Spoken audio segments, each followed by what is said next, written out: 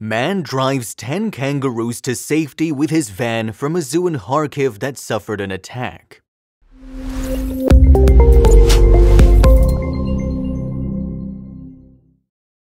The war in Ukraine is now in its second month. With each passing day, we're looking forward to it being the last of the senseless war which has uprooted millions of families, killed thousands, and instilled fear in countless others. But it's not only the people that are suffering, but also the hundreds of animals stuck in zoos, previously their home and now their prison. Lots of attempts have been made to try and save the animals, one being written about previously. Here's another great tale of something difficult to imagine: 10 kangaroos being placed in a van and driven away from their zoo in Kharkiv to hopefully escape an early demise. Be sure to watch to the end as we delve a bit deeper into the question, why are zoos being attacked in the first place? A volunteer packed his van full of kangaroos to give them a chance at a safer and longer life amidst the Russo-Ukrainian war. If there's a murder of crows, then there's a mob of kangaroos. In my mind, the two should collaborate, but I digress. 10 beautiful kangaroos have been evacuated to safety by a man in a van. In a video shared by Feldman Eco Park, a man is seen driving a van when the camera pans to show his companions, patiently waiting to arrive at their destination. If you look very closely, there is a pair of kangaroos seemingly having an argument on the very left, with one smacking another on the face. Hilarious! Today's a month since the beginning of the war, and we're continuing the evacuation of animals, the driver said in a video translated by the Washington Post. The 10 kangaroos huddled in the van, some looking out the windows, others chilling in place. A pair was seemingly having a dispute over something unknown to us, one smacking the other in the face.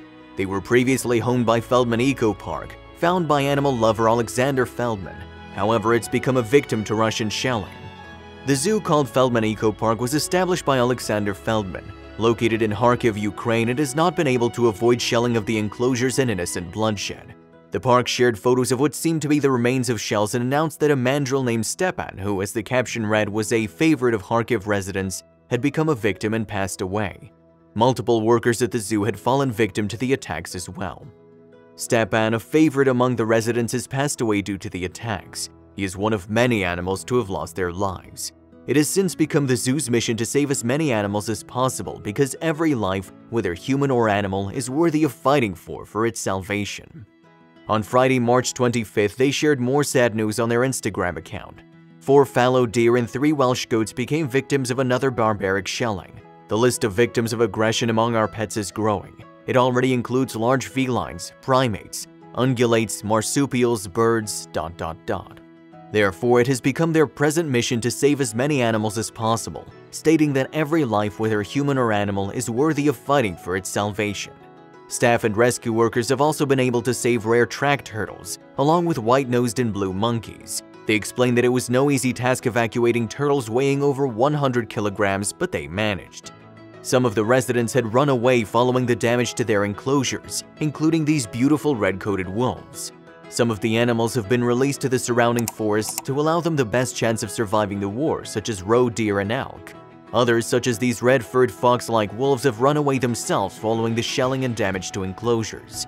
Every day they are trying their best to rescue the remaining animals, but it's been no easy feat, considering the equipment needed and the threat of war itself, but they continue to try. Let's dive into the psychology of war, aiming to answer the question, why are animals being attacked? Considering the large-scale attacks on zoos and animal parks, people's reactions have been full of shock and disgust. As if it's not enough to be shelling hospitals and residential areas, they now have to attack innocent animals too. What's the logic?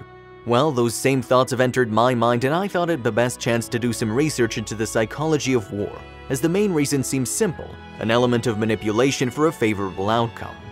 Age-old tactics aiming to demoralize the enemy for their own gain are still very much in place, and sadly, just innocents suffer. Attacking the innocent is one of the few ways to build a sort of propaganda, almost to say, more innocent lives will be lost if you continue the war and don't submit to our requests. If we look at what propaganda is, then according to Encyclopedia Britannica, it is a means of psychological warfare, intended to demoralize the enemy, to break his will to fight or resist, and also to strengthen the resolve of allies or resistance fighters. The use of atrocities to demoralize enemy populations is an age-old tactic that has sadly never disappeared. A popular technique in any propaganda campaign is the separation of us versus them. in a way trying to find the most reasons to distinguish someone as an enemy in the first place, then giving them immoral qualities in order to justify negative actions towards them. According to the studies by Stefan Vetter, we are convinced that the enemy acts out of a wish for domination, whereas our actions come out of self-defense, benevolence, and reasons of common decency and morality. He continues to argue that we start to believe the real problem began with an act from the enemy that can be solved only by breaking his will or by making him helpless. What better way to let him feel this than by using torture? Torture on those especially that cannot fight back and are at the mercy of those that care for them or protect them. The play of war is never a moral one where lives of people and animals are concerned. The methods used can be questioned and labeled as immoral and disgraceful as they are, but as Stefan continues to say, in times of war there are collective and individual shifts in perception, thought, and behavior. All of this is necessary so that man is able to go to war.